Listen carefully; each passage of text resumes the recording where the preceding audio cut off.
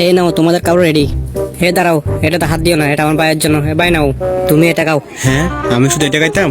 ওর ভাইকে ভালো ভালো খাবার দেওয়া হচ্ছে, আর আমার বেলা এটা।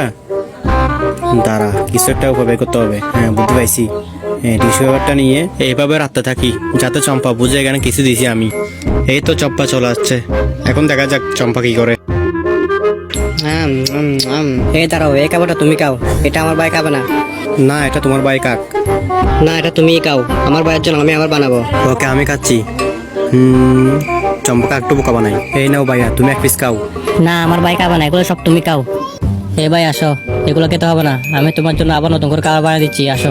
হ্যাঁ, আজকে চম্পাকে অনেকদিন পর বোকা বানিয়েছি। সবগুলো খাবার আমি একটা আস্তে আস্তে খাবো। হ্যাঁ, অনেক স্বাদ। আমার চম্পা তো অনেক ভালো রান্না করে। বন্ধুরা, দ্বিতীয় পার্ট দেখার জন্য কমেন্টে বলে যাও, আর ভিডিওটি ভালো লাগলে শেয়ার করে দাও।